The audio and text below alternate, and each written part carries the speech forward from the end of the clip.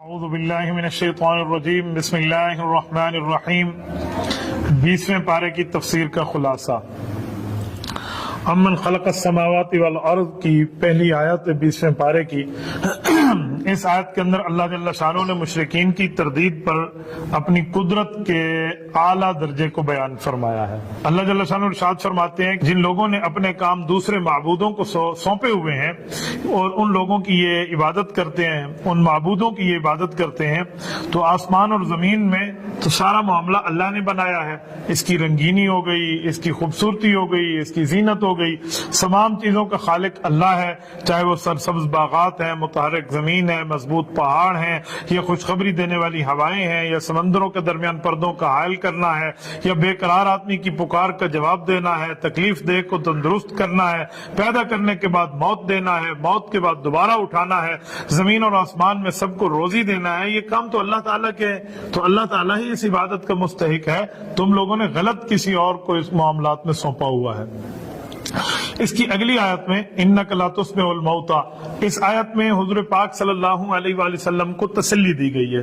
تسلی یہ ہے کہ اے نبی پاک علیہ الصلوۃ والسلام، آپ انہیں بتاتے ہیں، سمجھاتے ہیں، دین سناتے ہیں، لیکن مشرک لوگ اس دین پر ایمان نہیں لاتے، آپ کے دعویٰ کو تسلیم نہیں فرماتے، تو آپ اپنا دل چھوٹا نہ کریں۔ ان کی معاملے کی مثال ایسی ہے جیسے کوئی آدمی مردے کو کوئی بات سناتا پھرے، اگر مردہ سن بھی لے تو اس سننے کا اس کو فائدہ نہیں ہے کہ اس نے اس پہ عمل نہیں کر سکنا کیونکہ دنیا سے رخصت ہو گیا۔ تو یہ بندے بھی ایسے ہیں جو آپ ان کو سناتے ہیں، اس پہ عمل ٹکے گا بھی نہیں کرتے، اس لیے آپ کو اس معاملے میں بالکل پریشان ہونے کی ضرورت نہیں ہے۔ یہ جتنا بھی سنیں گے قبول نہیں کرتے، ان کو فائدہ ہی کوئی نہیں ہے۔ اس آیت میں اللہ جل شانہ نے زندہ کافر کو مردے اور بہروں کے ساتھ عدم انتفاع میں تشبیہ دی ہے، لہذا اس آیت کا عدم سماع موت سے کوئی تعلق نہیں ہے، صرف رسول اللہ صلی اللہ علیہ وسلم کو تسلی دینا مقصود ہے۔ اس کی اگلی آیت، اس میں علامات قیامت کے ذکر ہے، اور اس میں ایک جانور جو زندہ ہو کر نکلے گا جس کا نام ہوگا دابۃ الارض، یہ اس کی بات ارشاد فرمائی جا رہی ہے کہ جب ہماری بات پوری ہو جائے گی، لوگوں کے پاس وہ وقت آ پہنچے گا جسے قیامت کہتے ہیں، اس سے پہلے زمین سے ایک جانور رب کریم نکالیں گے جو جانور لوگوں سے باتیں کرے گا۔ یہ قیامت کی آخری علامات میں ایک علامت ہوگی، یہ عجیب الخلقت جانور ہوگا جس کو رب کریم پیدا بھی فرمائیں گے اور لوگوں سے وہ گفتگو بھی کر رہا ہوگا۔ بعض روایات میں ہے کہ اس کا چہرہ جو ہوگا وہ انسانوں کی طرح ہوگا، اور جو اس کا جسم ہوگا وہ کسی بیل یا جانور کی طرح ہوگا، اور یہ کلام کرے گا ایسے جیسے انسان کلام کرتے ہیں۔ کچھ علماء نے لکھا ہے کہ یہ صفا کی پہاڑی سے نکلے گا جس کے درمیان صفا مروہ کی سعی ہوتی ہے حج اور عمرے میں، تو یہ صفا کی پہاڑی کے درمیان یہ دابۃ الارض کا جانور نکلے گا اور وہ نکل کے لوگوں سے ہم کلام ہوگا۔ کچھ روایات میں یہاں تک بھی ہے کہ اس کے بعد 20 سال تک کفر غالب ہوگا، پھر قیامت آ جائے گی۔ کچھ لوگ کہتے ہیں کہ جس سے بات کرے گا تو اس کے جسم پر مومن ہونے کی وجہ سے مسلمان ہونے کی ایک مہر ظاہر ہو جائے گی، اور کافر ہونے پر کفر کی مہر ظاہر ہو جائے گی، کیونکہ اب ایمان بالغیب کا معاملہ تو جاتا رہے گا۔ اب جس نے بھی توبہ کرنی، اب توبہ کا وقت ختم ہو چکا ہوگا، توبہ کا دروازہ بند ہو چکا ہوگا، کیونکہ سورج مشرق کے بجائے مغرب سے طلوع ہو کے آدھا دن ہو کے واپس ہو چکا ہوگا۔ یہ ان کے متعلقات میں ایک علامت ہے۔ اس کے آگے رب کریم نے سورۃ القصص کو بیان فرمایا ہے۔ سورۃ القصص واقعات اس کا معنی ہوتا ہے، اس میں موسیٰ علیہ السلام کے واقعات بیان کیے گئے ہیں، اسی وجہ سے اس کا نام سورۃ القصص رکھا ہے، اور اس سورت کے آغاز سے لے کر آیت نمبر 43 تک مسلسل حضرت موسیٰ علیہ السلام کے قصے کو رب کریم نے بیان فرمایا ہے۔ میں اس واقعے سے چند باتیں آپ کی خدمت میں رکھتا ہوں۔ رب کریم فرماتے ہیں نتلو علیک من نبأ موسیٰ، ہم آپ کے اوپر حضرت موسیٰ علیہ السلام کے واقعے کو بیان کر رہے ہیں۔ فرعون کو کسی نجومی نے کہہ دیا تھا کہ بنی اسرائیل کی قوم میں ایک بچہ پیدا ہوگا جو تیری سلطنت کو تہس نہس کر کے رکھ دے گا، تو فرعون نے بنی اسرائیل میں پیدا ہونے والے ہر بچے کے قتل کا حکم دے دیا، چاہے جو خاتون، کوئی امیر ہے، کوئی غریب ہے، جو بھی ہے، وہ جو اگر بیٹا جنتی تو اس کو قتل کر دیتا۔ قرآن کریم پہلے پارے میں اس کے لیے موجود ہے، یذبحون ابناءکم ویستحیون نساءکم، یہ بچیوں کو زندہ رکھتا تھا اور بچوں کو قتل کر دیتا تھا. یہ فرعون کا جو ہے نا خوف تھا. لیکن ہوا یہ حضرت موسیٰ علیہ السلام نے پیدا ہونا تھا تو پیدا ہو کر رہے, فرعون کی ظلم سے بچنا تھا تو وہ بچ کر رہے. رب کریم نے ان کی پرورش فرمانی تھی, جس جگہ طے تھی تو اس جگہ پرورش ہو کر رہی. یہ وہ واقعہ بیان کیا جا رہا ہے. وَأَوْحَيْنَا إِلَىٰ أُمِّ مُوسَىٰ أَنْ أَرْضِعِيهِ. رب کریم اس آیت میں فرماتے ہیں کہ ہم نے موسیٰ علیہ السلام کی اماں جان کو, حضرت یوحانز ان کا نام ہے, حضرت موسیٰ علیہ السلام کی اماں جان ہے, ان کی طرف وحی بھیجی. وحی کی مراد وہی تو نبی کی طرف آتی ہے, یہ نبی تو نہیں ہے. یہاں مراد پیغام ہے, ان کے دل میں بات کا پیدا ہو جانا, یہاں وحی سے مراد پیغام ہے. فرمایا ہم نے پیغام دیا موسیٰ علیہ السلام کی والدہ میں کہ تمہارا بچہ پیدا ہو جائے گا, اسے دودھ پلاتی رہو. اگر کوئی خطرہ محسوس کرو کہ فرعون کا کوئی فرعونی آ کر اس بچے کو قتل کرنا چاہ رہا ہے, تو ایک صندوق کے اندر بچے کو رکھنا اور اس صندوق کو سامنے والے دریا میں بالکل ایسے ڈال دینا جیسے کوئی چیز سمندر میں ڈالی جاتی ہے دریا میں. اب ان کے دل میں خیال آیا, اللہ دودھ پیتا بچہ ہے, اس کو میں ایسے ڈال دوں اس کے اندر, صندوق کو پانی کے اندر, اور بچہ مر گیا, کوئی تکلیف ہو گئی اس کو تو کیا ہوگا؟ رب کریم نے فرمایا اے موسیٰ کی والدہ آپ نے خوف نہیں کرنا, وَلَا تَخَافِي وَلَا تَحْزَنِي. خوف بھی نہیں ہے, غم بھی نہیں ہے, آپ بے فکر ہو جائیں, ہم آپ کے بیٹے کی حفاظت کریں گے اور واپس تیری طرف لوٹا کے دکھائیں گے. اسے دودھ بھی تو پلائے گی, پرورش بھی تیری گود میں ہوگی, تو بے فکر ہو جا, بس تو نے ایسے ہی کرنا ہے جیسے ہم کہیں. موسیٰ علیہ السلام کی اماں جان نے دودھ پلانا شروع کر دیا. حضرت موسیٰ علیہ السلام کی والدہ نے جا کر یہ سارا معاملہ شروع فرمایا. فرعونی آ گئے, ان کو کوئی معاملے کی بھنک پڑ گئی. جیسے وہ پہنچے تو انہوں نے اس ترتیب کے مطابق اس صندوق میں ڈالا, صندوق کو اٹھا کر انہوں نے پانی, بعض کہتے ہیں دریائے نیل تھا جو فرعون کے محل کے سامنے سے دریا گزرتا تھا, انہوں نے وہاں پانی میں ڈال دیا, اللہ کا نام لے کر رکھا. اب وہ ڈوبا نہیں, وہ صندوق تیرتا فرعون کے محل کے سامنے سے گزرا. جب فرعون کے محل کے سامنے سے گزرا تو فرعونی فوجیوں نے دیکھا کہ کیا چیز جا رہی ہے, کہ جی پکڑو دیکھو. انہوں نے پکڑا, دیکھا تو اندر ایک خوبصورت سا بچہ تھا. انہوں نے کہا نہیں جی بادشاہ کے پاس لے جائے. فرعون کے پاس ہے. فرعون نے کہا اب یہ بھی نہیں پتا کس قوم کے, ہم نے تو بنی اسرائیل کا ہوتا تو قتل کر دیتے. اسی اثناء میں فرعون کی بیوی حضرت آسیہ رضی اللہ تعالی عنہ, جن کو ایمان بھی نصیب ہے اور رب کریم نے ان کو جنت میں ایک خاص مقام بھی دینا ہے, انہوں نے دیکھا کہ انہوں نے کہا اتنا پیارا بچہ. فرعون کو کہا جا قتل کرانے کے چکر میں تو اولاد تو تیری ہے نہیں, اس کو بیٹا کیوں نہ بنا لے. انہوں نے کہا کون پالے گا؟ کہ میں پالوں پوسوں گی, میری معاملہ ہے, چھوڑ دے اس کو. فرعون نے بیوی کے سامنے ہتھیار ڈال دیے کہ جی بہت اچھا. فرعون کی بیوی نے حضرت موسیٰ علیہ السلام کو وصول فرما لیا. اب وصول فرمانے کے بعد معاملہ کیا ہوا, میں یہ پوری بات آپ کی خدمت میں عرض کیا دیتا ہوں جتنی آگے بات آ رہی ہے. معاملہ یہ ہوا کہ اب حضرت موسیٰ علیہ السلام کو دودھ پینا ہے, بچے ہیں چھوٹے ہیں, تو دودھ کے لیے رونا شروع کیا.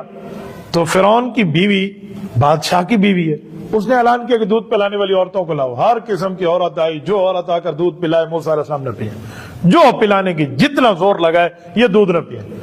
آخر اس نے کہا کوئی ہے جو میری مدد کرے. تو موسیٰ علیہ السلام کی والدہ نے جب صندوق میں رکھ کے پانی میں ڈالا تھا نا صندوق, تو چھوٹی بہن حضرت موسیٰ علیہ السلام کی بڑی بہن جو اس وقت عمر میں تھوڑی چھوٹی تھی, انہیں کہا تھا ایک آنکھ سے دیکھتی دیکھتی جائے کہاں جا رہا ہے صندوق. وہ فرعون کے گھر جاتی تھی تو وہ وہاں پہنچ گئی.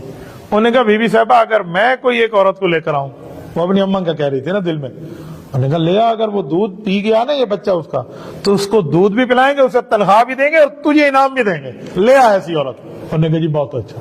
وہ اماں کے پاس گئے, اماں جی کام ہو گیا. اب ماں صدارتی پروٹوکول میں آئی ہے, پریزیڈنشل پروٹوکول ملا ہے, اور رب کریم نے یہاں بلایا اور ان کی والدہ کو پیش کیا. انہوں نے کہا جی میں اللہ کا نام لے کر دودھ پلاتی ہوں. انہوں نے بسم اللہ کر کے دودھ پلایا تو دودھ پی لیا. فرعون کے گھر میں تو شادمانے بچ گئے کہ جی واہ واہ. انہوں نے کہا سرکاری خزانے سے ان کی تنخواہ طے کرو, سرکاری تنخواہ بھی مل رہی ہے اور اپنے بچے کو دودھ بھی مل رہا. یہ ہے رب کریم کی قدرت. تو ایسے ہی ہوا, ان کے گھر میں پالا پوسا, وہیں اللہ تعالیٰ نے ان کی پوری تربیت فرمائی. یہ ایک لمبا تفصیلی واقعہ, اس پر آگے کلام آئے گا, لیکن اس صورت پہ آتے ہیں. یہاں اگلی آیت میں اللہ جل شانہ نے حضرت موسیٰ سے وعدہ تو پورا کر دیا.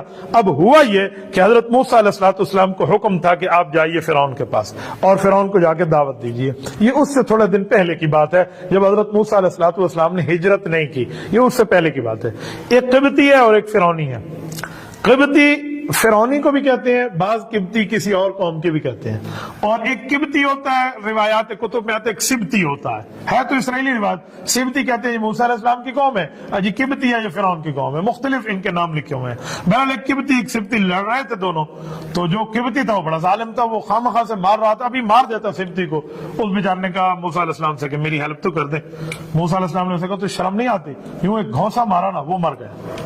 اچھا وہ تو ویسے دشمن تھا، چلو حربی کافر ہے، مر گیا، جان چھوٹ گئی ہے، اس کو کوئی کفن دفن کیا ان لوگوں نے جا کے، پتہ نہیں چلا جی کس نے مارا ہے۔ اگلے دن وہی سبتی ایک اور قبطی سے لڑ رہا تھا، اس نے کہا جی آج ہی اب میری مدد کر دیں۔ موسیٰ علیہ السلام نے ابو سے کہا اب بھی تیری مدد کروں، کل تیری وجہ سے ایک بندہ مر گیا، اصل شرارتی تو ہے، آج میں تیرے ساتھ دیکھتا ہوں۔ یوں کہہ کے اس کو پکڑنے لگے نا، وہ بھاگ گیا، اس نے شور کیا، اس نے کہا لوگوں کل بھی اسی نے بندہ مارا تھا جو آج مجھے مار رہا ہے۔ وہ ایسا عجیب الخلقت انسان تھا، اس نے شور ڈالا تو لوگوں تک بات پہنچ گئی کہ ایک قتل تو موسیٰ علیہ السلام نے کیا۔ اب انہوں نے مشورہ کیا سرداروں نے بیٹھ کے جی ان کو مار دیا جائے۔ اسی اسنا میں کہ یہ معاملہ چل رہا تھا تو ایک خیر خواہ شخص ہے جسے قرآن کہتے ہیں وَجَاءَ رَجُلٌ مِّنْ أَقْصَى الْمَدِينَةِ يَسْعَىٰ، ایک خیر خواہ شخص تھا موسیٰ علیہ السلام کو، وہ آیا اور انہوں نے حضرت موسیٰ علیہ السلام کو عرض کی کہ آپ یہاں سے ہجرت فرمائیں، یہ سردار جو ہے نا فرعونی، یہ اس کے ارد گرد بیٹھنے والے، یہ آپ کے قتل کے در پہ بن رہے ہیں، آپ کو یہاں سے چلا جانا چاہیے۔ حضرت موسیٰ علیہ السلام نے ہجرت فرمائی اور یہ مدین تشریف لے آئے۔ اب یہ مدین کہاں ہے؟ کچھ کہتے ہیں مصر میں، لیکن جہاں تک تحقیقات سے ہم نے پڑھا ہے نا، یہ مدین یہی مدائن ہے جو سعودیہ میں ایریا میں واقع ہے، اور یہ مصر کی بالکل جو سرحد ہے نا اس پر واقع ہے۔ ادھر مدین ہے، ادھر مصر ہے، ادھر مصر کے علاقہ کہتے ہیں شرم الشیخ ہے، بعض کہتے ہیں نہیں کوئی اور علاقہ ہے، درمیان میں 40 کلومیٹر کا سمندر ہے۔ یہ موسیٰ علیہ السلام مدین کے ایریا میں آئے ہجرت فرما کر، ادھر آئے ہیں تو حضرت موسیٰ علیہ السلام جب چلنے لگے تو انہوں نے فرمایا کہ میرا رب میرے ساتھ ہے اور اللہ میری مدد کرے گا اور مجھے سیدھے راستے پہ رکھے گا، یہ کہہ کے وہاں سے چل پڑے۔ جب آئے یہاں پہ وَلَمَّا وَرَدَ مَاءَ مَدْيَنَ، یہاں آئے تو یہاں کنواں ہے، اور کنویں سے چشمے سے لوگ اپنے جانوروں کو پانی پلا رہے ہیں اور اپنے لیے پانی بھر رہے ہیں۔ دو شریف خوبصورت بکریاں لیے، دو بچیاں ٹھہری ہیں ایک کونے میں، بڑی خوبصورت ان کی بکریاں ہیں، اور وہ بچیاں بڑی پردہ کر کے ایک سائڈ پہ ٹھہری ہیں۔ اب قوم نے جاتے جاتے سارا کام کیا اور بڑا سا پتھر تھا وہ چشمے کے اوپر ڈالا اور چل میرا بھائی، وہ ان بچیوں کے جانور پیاسے رہ گئے۔ اب وہ اسی لیے ٹھہری ہیں کہ ہم مردوں کے ساتھ اختلاط نہ ہو جائے، ہم تھوڑا دور ٹھہریں۔ موسیٰ علیہ السلام نے ان سے پوچھا آپ کو کیا مسئلہ ہے؟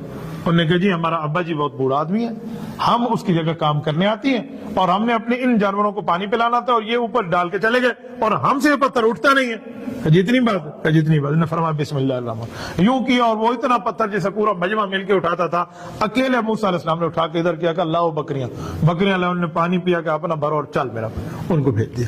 اس کے بدلے موسیٰ علیہ السلام تشریف لے کر بیٹھ گئے ایک درخت کے نیچے اور رب کریم سے دعا کرنے لگے کہ اے اللہ میرے ساتھ تعاون کا معاملہ فرما۔ وہی بچیوں میں ایک بچی واپس آ گئی۔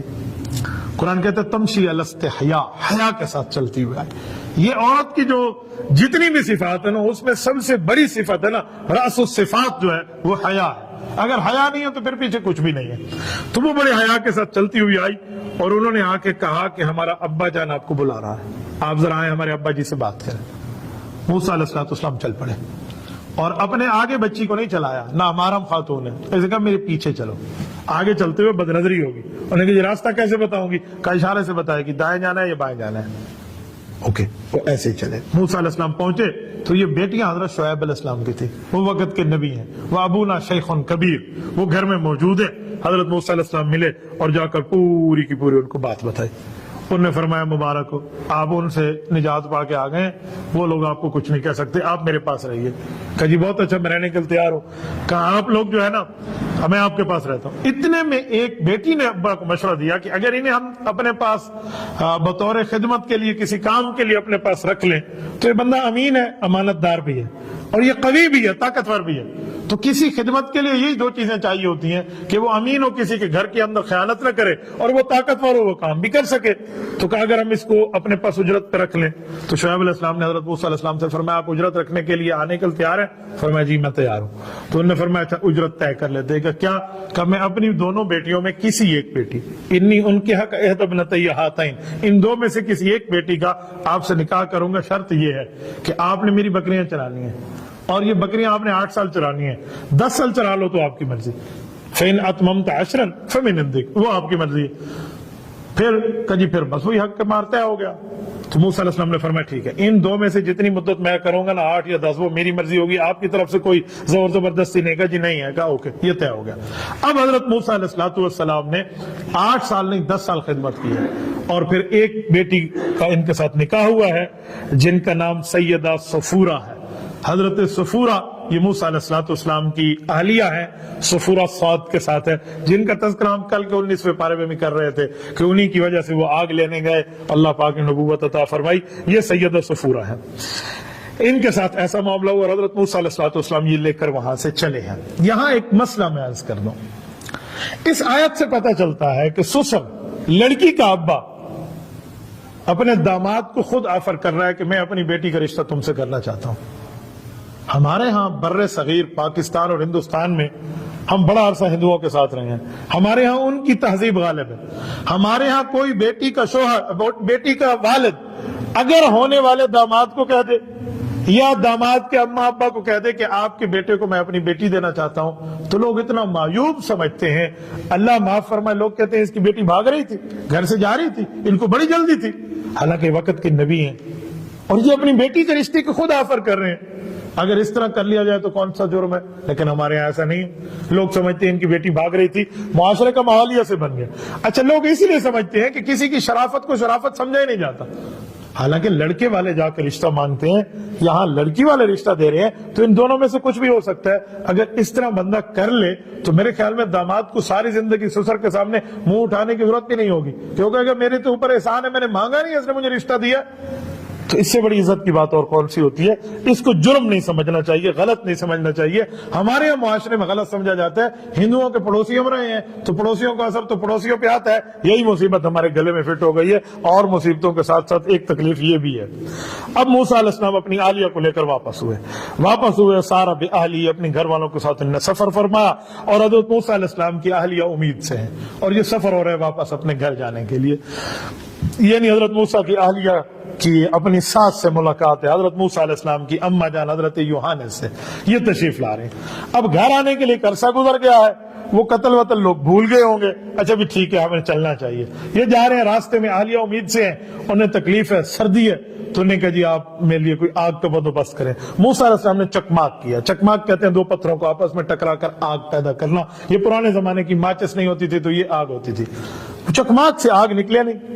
اب یہ نہیں پتا کہ انک بالواد المقدس طویٰ، آپ پاکیزہ وادی میں بیٹھے ہیں، یہاں آگ واگ کوئی نہیں لگنی، جتنی کوشش کی آگ نہیں لگ رہی۔ تو موسیٰ علیہ السلام نے اپنی اہلیہ سے کہا کیا کروں؟ یوں دیکھا نا تو ادھر آگ کی علامات اور نشانیاں نظر آ رہی ہیں، کہا اچھا آپ بیٹھو میں پھر آگ لے آتا ہوں۔ کہا جی بہت اچھا آپ جائیے۔ حضرت موسیٰ علیہ السلام وہاں گئے تو وہاں دیکھا آگ واگ کوئی نہیں ہے، نور نکل رہا ہے درخت سے، اور رب کریم کی آواز آئی، اے موسیٰ فخلع نعلیک انک بالواد المقدس طویٰ، جوتیاں پہنی ہوئی آپ نے، آپ جوتیاں اتاریں، آپ تو پاکیزہ جگہ میں ہیں، پاکیزہ وادی میں ہیں۔ اس سے پتہ چلا پاکیزہ جگہ میں جوتی اتارنی چاہیے، اسی لیے تو جوتیاں اتار کے ہم مسجد میں آتے ہیں کہ پاکیزہ جگہ ہے، بہتر جگہ ہے، اچھی جگہ ہے۔ تو حضرت موسیٰ علیہ السلام سے رب کریم نے جوتیاں اتروا دی، جوتیاں اتاری، وہاں بیٹھے، رب کریم نے نبوت عطا فرمائی۔ موسیٰ علیہ السلام نے دعا کی، بھائی کو اپنا مددگار نبی ساتھ بنوا لیا اور وہاں سے لے کر واپس چلے۔ یہ معاملہ ہوا۔ اب اگلی آیت میں رب کریم نے حضرت موسیٰ علیہ السلام کے تفصیلی واقعہ سنا کے وَمَا كُنْتَ بِجَانِبْ کی آیت میں نبی علیہ السلام کی نبوت پر دلیل دی ہے۔ اب دلیل کیا ہے؟ فرمایا نبی پاک صلی اللہ علیہ وآلہ وسلم نے سارے واقعات تمہیں سنائے ہیں جو تورات میں موجود ہیں، اور موسیٰ علیہ السلام کا قصہ مدین میں ہے، آئے کیسے، ہجرت کیسے، نبوت کیسے، واپسی کیسے، یہ سارے واقعات سنائے۔ حالانکہ حضور وہاں دیکھ تو نہیں رہے تھے کہ موجود ہوتے، نبی علیہ السلام وہاں موجود تو نہیں تھے جب موسیٰ علیہ السلام کا معاملہ ہو رہا تھا۔ تو مکہ کے لوگوں، محمد الرسول اللہ کے سچے نبی ہونے کی دلیل ہے کہ 3500 سال پہلے کے واقعات یہ آپ کو آج کی طرح سنا رہے ہیں، آج کی طرح بتا رہے ہیں، تو تمہیں ان کی نبوت پر ایمان لے آنا چاہیے۔ یہ اللہ جل شانہ نے حضور پاک صلی اللہ علیہ وسلم کے نبوت کی دلیلوں میں ایک دلیل فرما دی۔ اس کی اگلی آیت اولئک یؤتون، اس آیت میں فرمایا کہ اہل کتاب جو پہلے انبیاء کو ماننے والے ہیں، تورات کو، زبور کو، انجیل کو، یہ لوگ قرآن کریم پر بھی ایمان لے آئیں تو ان کو دوہرا اجر ملے گا، اس نبی پر بھی ایمان لانے کا، اس نبی پر بھی ایمان لانے کا، اس کتاب کو بھی تسلیم کرنے کا، اس قرآن کو بھی تسلیم کرنے کا، اس کے لیے ان کا بہت بڑا اجر ہے، ان کو دوہرا اجر ہے، کیونکہ دین موسوی، دین عیسوی چھوڑا، دین اسلام اختیار کیا اور اپنے لوگوں کی تکلیف دہ باتوں کو سنا، پھر بھی اللہ تعالیٰ کے اس دین کو مان لیا۔ یعنی جب یہ پچھلے دور کی باتیں چھوڑیں گے تو پچھلے والے تانے بھی تو دیں گے، تو اس کو چھوڑا اور یہاں آ گئے تو ان کو دوہرا اجر ہے۔ اس سے اگلی آیت इन्नक ला तहदी मन अहबब्त वलाकिन अल्लाह यहदी मन यशा व हुवा अअलम बिल मुहतदीन। ये आयत अल्लाह ताला की कुदरत को बयान कर रही है। हुआ यह था कि नबी अलैहिस्सलातु वस्सलाम के रफीक, रहीम, शफीक चचा हजरत अबू तालिब, हुजूर पाक सल्लल्लाहु अलैहि वसल्लम के चाचा हैं, हजरत अली के वालिद हैं। आपकी ख्वाहिश थी कि ये कलमा पढ़ लें, ईमान ले आए, सरदारान कुरैश है, हर मौके मेरा साथ दे रहे हैं, मेरे साथ मुखलिस बन के ठहरे, कलमा पढ़ना जी। हजरत अबू तालिब ने कलमा नहीं पढ़ा था, कई बार बात हुई, नहीं पढ़ा। आखिर में नबी पाक सल्लल्लाहु अलैहि वसल्लम उनके पास गए। जब हुजूर अलैहि सलाम समझा रहे हैं, उधर से काफिर बैठ के कह रहे हैं भतीजे को मानेगा, सारे दिन को छोड़ देगा, हमारे साथ यारी छोड़ देगा। इधर से हुजूर जन्नत की बात करते हैं, वो अबू जहल एंड कंपनी अपनी राग आलाप रहे हैं। तो इस दौरान हुजूर अलैहि सलाम ने फरमाया चाचा जान मेरे कान में कलमा पढ़ ले, मैं अकेला आपकी ईमान का गवाह हो जाऊंगा। अब चाचा जी ने पढ़ना चाहा है, उधर से दोस्तों यारों की खिलाफ वर्जी है, तो उन्होंने कलमा नहीं पढ़ा और ऐसे वो दुनिया से रुखसत हुए। अब यहाँ एक बात समझ लें, हमें हजरत अबू तालिब के खिलाफ बकबक नहीं करनी चाहिए। ये नबी अलैहिस्सलाम के शफीक चचा, लोग कितनी गलत बातें इनके खिलाफ करते हैं। यार मैं समझता हूं चलो कलमा नहीं पढ़ा, लेकिन जो रसूलुल्लाह की खिदमत की है, कुफ्फार के सामने सदे सिकदरी बन के ठहरे। इस साल में जिस साल अबू तालिब फौत हुए और हजरत खदीजा फौत हुए, हुजूर ने इस साल को आमुल हुज़न फरमाया, गम का साल है, तो इतनी इमदाद कर रहे थे। यार कलमा नहीं पढ़ा, रब जाने, रब मुस्तफा जाने और मुस्तफा जाने और अबू तालिब जाने।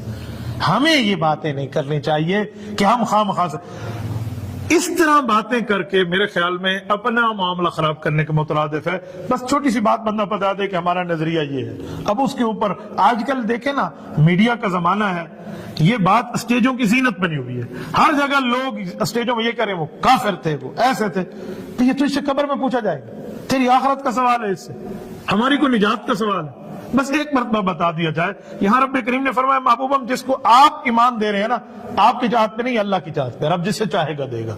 अल्लाह ताला ने हजरत बिलाल को हिदायत दी है, वो हबशा से उठ के आए हैं और हजरत अबू तालिब ने कलमा नहीं पढ़ा, लेकिन रसूलुल्लाह की खिदमत की है, रसूलुल्लाह के ऊपर शफकत की है, हुजूर पाक के साथ मुल्क बैरून मुल्क सफर किया है, हजरत अम्मा खदीजा के लिए रिश्ता लेकर गए हुजूर पाक अलैहिस्सलाम का। उस जमाने में खुतबा निकाह का हुक्म नहीं था, इजाब और कबूल अबू तालिब ने बैठ के कराया। तो इनकी कई अच्छाई बातें भी हैं, तो इसीलिए बस खामोशी ही बेहतर है। एक दफा बंदा बात समझा दे कि हमारे नजदीक नजरिया ये है। इस आयत में सिर्फ यही कुछ बताया गया। इसकी अगली आयत इन्ना कारून, वहां कारून का जिक्र है। अब कारून का मामला क्या है ये भी जरा समझिए। कारून कहते हैं मूसा अलैहिस्सलाम के चाचे का बेटा था, कजन था। एक रिवायत है नहीं, ये बनी इसराइल का सरदार था। बहरहाल कुछ भी हो, ये करीबी था। जब फिरौन ने बनी इसराइल को निकाला ना भी आप निकल जाए, तो ये भी हिजरत करने वालों में शामिल था, अगर तो इसने कलमा वलमा कोई नहीं पढ़ा था, और ये आके इधर आ गया।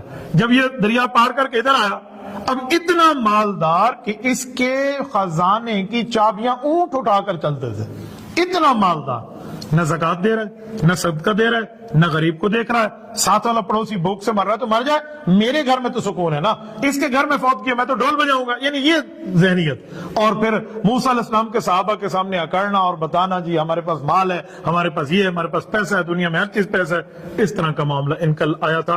तो रब्बे करीम ने इसके बारे में पूरी आयत फरमाई है कि ये अपने साज और सामान पे नाज करता था, ऊंटों पे माल लेकर निकलता था, मैंने इसके माल को दफन कर दिया।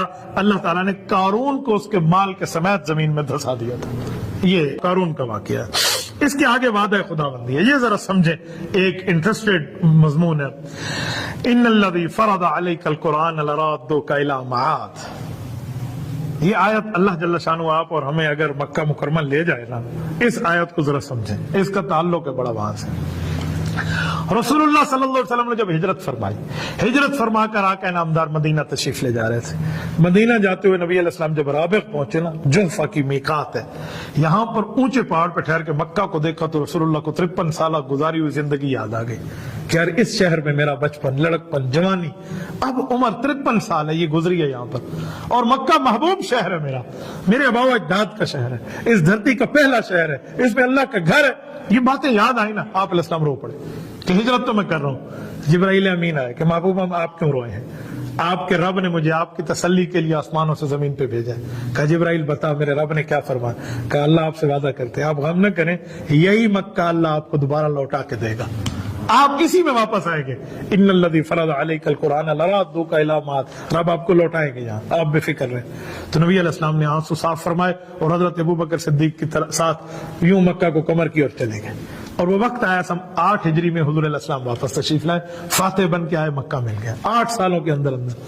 علماء نے لکھا ہے کہ اس آیت میں یہ تاثیر ہے کہ جو حج پہ جائے, کعبہ شریف کو دیکھے, عمرے پہ جائے اور اپنی دائیں ہاتھ کی انگلی سے قریب پہنچ کے کعبے کو اوپر لکھ سکتا ہے تو لکھ لے, اپنے ہاتھ سے, پین سے بھی نہیں, دور سے اشارے سے لکھ سکتا ہے تو یہی آیت ان الذی فرض علیک القرآن لرادک الی معاد, یہ لکھ لے. اس کے بعد اپنا نام لکھے یا جس کا لکھے, وہ انشاءاللہ وہاں ضرور حاضری کرے گا. مجھے لوگ کہتے ہیں تیرے پاس کون سا مال ہے, تیرا کون سا کاروبار ہے, تو ہر وقت کعبہ شریف جاتا ہے. میں سمجھتا ہوں شاید میرے ہاں کوئی اور چیز ہو نہ ہو, یہ چیز ضرور ہے کہ میں اس معاملے میں ضرور لکھ کے آتا ہوں. متعلقین, متوسلین, مریدین, تلامذہ, جتنے تعلق والے حضرات کے جتنا لکھ سکتا ہوں وہ لکھ لیتا ہوں, یا نام لکھ لیتا ہوں یا ان کا عہدہ یا ان کے نام سے. تو اس طرح اللہ رب العزت ضرور بھی ضرور پھر وہ زیارت عطا فرماتے ہیں. تو اس آیت میں تاثیر ہے, اس کو اس پر عمل کرنا چاہیے. بہرحال اس کے بعد آگے سورۃ العنکبوت ہے. عنکبوت کہتے ہیں مکڑی کو. یہاں مکڑی کے جالے کا ذکر ہے تو اللہ تعالیٰ نے اس کو ذکر فرمایا. یہ مکی صورت ہے, اس میں توحید بھی ہے, رسالت بھی ہے, قیامت کے دلائل بھی ہے, سابقہ اقوام کی باتیں بھی ہیں. اس کی چند آیات اس پارے میں, باقی صورت اگلے پارے میں 21ویں پارے میں, تو میں اس کی چند آیات جو اس پارے میں اس پر بات کر لیتا ہوں. پہلی آیت مؤمنین پر آزمائش. فرمایا مؤمنین یہ سمجھتے ہیں کہ ہمیں دنیا میں تکلیفیں آئی ہیں تو ہم کیا کریں. فرمایا جنت اتنی آسان تو نہیں ہے, یہ تکلیفیں گزار لیں گے, یہ تکلیف فار دا ٹائم ہے, ایک وقت تک ہے, ایک وقت آئے گا آپ ہمیشہ ہمیشہ کی جنت میں جاؤ گے, لہٰذا آپ تسلی رکھ لو. اس کے بعد آگے ووصینا الانسان بوالدیہ. اس آیت میں والدین کے ساتھ حسن سلوک کا حکم ہے کہ اپنی اماں اور اپنے ابا کے ساتھ آپ نے حسن سلوک رکھنا ہے, اتنا حسن سلوک رکھنا ہے جتنا حسن سلوک رکھنے کا حق ہے. شریح بن حیوہ ایک بہت بڑے تابعی ہیں, حدیث کا درس دینے پیچھے سے اماں کی آواز آئی, بیٹا آؤ میری مرغیوں کو دانا ڈال جاؤ. یہ اٹھے, حدیث کی کتاب بند کی اور جائے, وہاں پہنچ کے مرغیوں کو دانا ڈالا, دانا ڈال کے پھر آگے بیٹھ گئے. کسی نے کہا حضرت حدیث پاک پڑھا رہے تھے, آپ ماں کے کہنے پہ گئے. انہوں نے کہا جی ماں کے کہنے پہ رب مجھے نماز توڑ کے جانے کا حکم دیتا ہے, تو مجھے درس کی بات کر رہا ہے کہ میں درس چھوڑ کے ماں کے کہنے پہ نہ جاؤں. تو ماں باپ کا رتبہ تو ماں باپ کا ہوتا ہے نا. پھر آگے فرمایا وَإِن جَاهَدَاكَ لِتُشْرِكَ بِي مَا لَيْسَ لَكَ بِهِ عِلْمٌ فَلَا تُطِعْهُمَا. ہاں ماں باپ شریعت کے خلاف حکم دے یا شرک کا حکم دے, یہ آپ نے نہیں ماننا. باقی کافر امی اور کافر ابا کیوں نہ ہو, اس کی اطاعت کرنا آپ پر ضروری ہے, آپ نے اس کی اطاعت کرنی ہے. بس شریعت کے خلاف والی بات آپ نے اس کو تسلیم نہیں کرنا. اس کی اگلی آیت میں وقال الذین, اس آیت میں فرمایا کہ کوئی بندہ قیامت میں کسی دوسرے بندے کا بوجھ نہیں اٹھائے گا, ہر بندہ اپنے اعمال کا بوجھ خود اٹھائے گا. لیکن جو بندہ کسی کو گناہ پہ لگانے میں سبب بنے گا نا, یہ اس کا بھی بوجھ اٹھائے گا, اپنا بھی بوجھ اٹھائے گا, کیونکہ گناہ جاری کا سبب بن رہا ہے. بس ایسا نہیں ہونا چاہیے. اس کی اگلی آیت میں حضرت نوح علیہ السلام کے فرمایا وَلَقَدْ أَرْسَلْنَا نُوحًا إِلَىٰ قَوْمِهِ فَلَبِثَ فِيهِمْ أَلْفَ سَنَةٍ إِلَّا 50 عَامًا. اس آیت میں فرمایا کہ نوح علیہ السلام کو ہم نے 950 سال تک اپنی قوم میں تبلیغ کے لیے دیا. پھر واقعات دیے حضرت نوح کے, حضرت ابراہیم کے, حضرت اسحاق کے, حضرت لوط کے, حضرت شعیب علیہ السلام کے.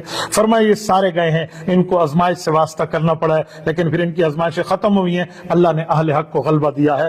پھر اگلی آیت میں سابقہ امتوں کے انجام کا ذکر فرمایا کہ پچھلی امتوں نے غلطیاں کی, ان کے اوپر اللہ نے عذاب کو مسلط کیا. مکہ کے لوگوں تمہارے اوپر بھی عذاب آئے گا اگر تم نے رسول اللہ صلی اللہ علیہ وسلم کی بات کو نہ مانا. تنبیہ فرمائی. اور اس پارے کی آخری آیت میں مثل الذین کی آیت میں مشرک کی مثال پیش کی ہے کہ جس طرح مکڑی اپنا جالا تن دیتی ہے, پھر اس پر بھروسہ کر لیتی ہے کہ میرا ہمیشہ کا مضبوط گھر ہے, حالانکہ وَإِنَّ أَوْهَنَ الْبُيُوتِ لَبَيْتُ الْعَنْكَبُوتِ, وہ تو سب سے کمزور گھر ہوتا ہے. فرمائے اسی طرح مثال مشرک کی ہے, یہ بت پرستی کر کے سمجھ بیٹھا ہے کہ میں مکڑی کا تنا ہوئے جالے کی طرح مضبوط گھر ہے. فرمائے نہیں, اس کا کام بھی کمزور ہے, تیرا کام بھی کمزور ہے, نہ اس کو فائدہ ہوگا نہ تجھے فائدہ ہوگا. اس کو تو دنیا میں کوئی فائدہ ہو جائے, تجھے فائدہ نہیں ہو سکتا. اللہ ہمیں عمل کی توفیق عطا فرمائے. جزاکم اللہ تعالی.